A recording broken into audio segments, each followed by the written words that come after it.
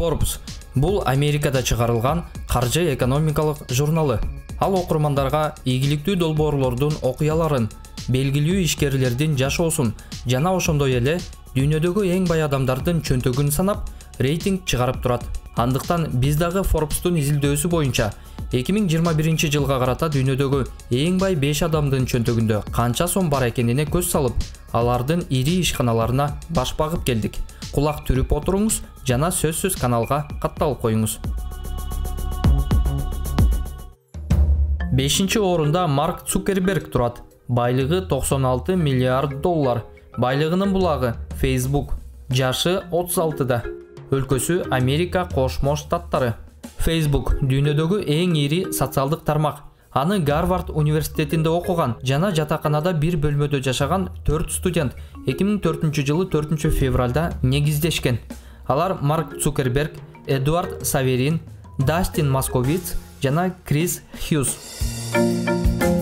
Facebook жаңы чыккан кезде жогорку окуу жайлардын студенттери үчүн гана жеткиликтүү болгон. Ал эми жалпы пайдалануу мүмкүнчүлүгү 2006 жылдын сентябрь айында гана ачылган. Бүгүнкү күндө жер жүзүндө 7 миллиард адам болсо, Facebooktун 2 миллиарддан ашык колдонуучулары бар. Бул сайтка жок дегенде бир айда бир жолу кирип турган адамдарды дагы эске алганда. Ал эми күн сайын кирип активдүү колдонгон адамдардын саны 720 миллионду түзгөн. Facebook социалдык тармагында күн сайын 6 миллиард лайк басылат. Жана ушундай эле сандагы комментарий жазылат. Мындан тышкары күн сайын 300 миллион сүрөт жүктөлөт. Белгилей кетсек, Instagram менен WhatsApp жана Workplace менен Oculus VR компаниялары дагы Facebookка таандык. Эгерде бул видео жаккан болсо, биздин каналыбызга катталып, класс басып, комментарий жазып коюңуз жана досторуңуз менен бөлүшкөндү унутпаңыз. 4-чү орунда Билл Гейтс турат. Байлыгы 124 миллиард доллар. Байлыгынын булагы Microsoft жана инвестиция. Жашы 65те. Өлкөсү Америка Кошмо Штаттары. Компаниянын тарыхы 1975 жылы башталган. Гарвард университетинде чогуу окуган Билл Гейтс менен Пол Аллен ошол кездеги жаңы чыгарылып жаткан Altair 8800 компьютерине тилди интерпретациялаган базик программасын иштеп чыгышат. Бир айдан кийин Micro-Instrumentation and Telemetry Systems компаниясынан алар иштеп чыккан базик программасын колдонуу боюнча сунуш түшүп, лицензиялык келишимге кол коюлган. 3 адам иштеген жаңы компания биринчи эле жылы $16,000 киреше тапкан. Биз билген Microsoft'тун тарыхы мына ушул жерден башталган. Бүгүнкү күндө Microsoft корпорациясы компьютерлерге программалык камсыздоолорду жана жабдыктардын кеңири түрлөрүн чыгарат. Мисалы, Windows, Microsoft Office, сервердик программалардын түрлөрү, оюндар, программалык камсыздоону иштеп чыгуу куралдары жана ошондой эле Xbox оюн консолу.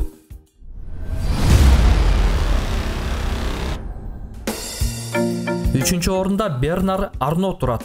Байлыгы 150 миллиард доллар. Байлыгынын булагы LVMH компаниясы. Жашы 72де. Өлкөсү Франция.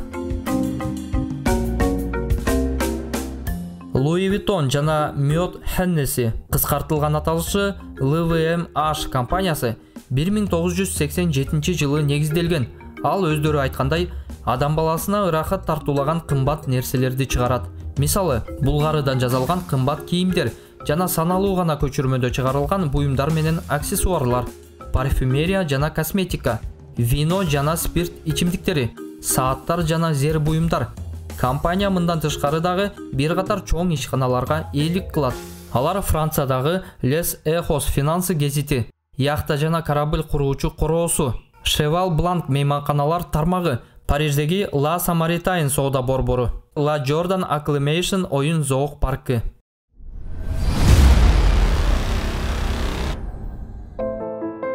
Экинчи орунда Илон Маск турат. Байлыгы 151 миллиард доллар. Байлыгынын булагы Tesla компаниясы. 49 жашта. Өлкөсү Америка Кошмо Штаттары. Tesla деген сөздү укканда биз дароо эле Илон Маскты элестетебиз. Бирок компаниянын тарыхы башкача. Мисалы, Тесланын тарыхы 1990 жылы башталган. Ал эми Илон Маск бул ишканага 2003-жылы гана келген. 2002 жылы Илон Масктын PayPal компаниясын 1,5 миллиард долларга eBay сатып алат. Дароо чөнтөгү калыңдай түшкөн 31 жаштагы Маск ошол эле жылы май айында космостук аппараттарды чыгарган SpaceX компаниясын ачат. Өзүнүн космостук идеялары менен таанымал болуп бараткан Масктын акчасы көп экенин Tesla Motors'тун негиздөөчүлөрү байкап калат дагы, ага аталган компанияга инвестиция жасоо сунушун киргизишет. Маск Tesla Motors компаниясына инвестиция салууга макул болот. Аталган ишкананын директорлор кеңешинин төрагасы болуп шайланат. Tesla менен Илон Масктын байланышы мына ошондо 2003 жылы гана башталган. Инвестициянын баштапкы суммасы 7,5 миллион долларды түзгөн. Кийинчерээк Tesla Motors'тун негиздөөчүлөрү өздөрү түзгөн компаниядан кетүүгө аргасыз болушкан. Себеби ишканага эң көп акча сарптаган Илон Маск менен алардын ортосунда пикир келишпестик чыгып, окуя соттошуу менен аяктаган. Тесланын өзөгү болуп келген негиздөөчүлөр кеткенден кийин Маск 2008 жылы Тесланын башкы директору болот. Ал ишканага өзүнүн чөнтөгүнөн 10 миллион доллардан ашык акча салып, андан тышкары инвестиция фонддоруна дагы кайрылып, алардан акча табат. Натыйжада жаңы директордун катуу көзөмөлү алдында The Roadster деп аталган электромобилдин сериялык чыгарылышы башталган.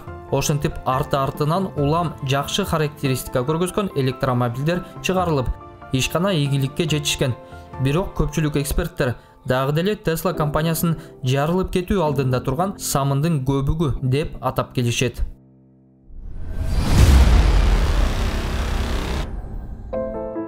Биринчи орунда Джефф Безос турат.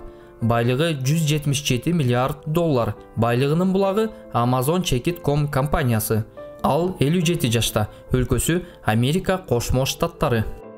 Джефф Безос 1994 жылы Amazon компаниясын негиздеген.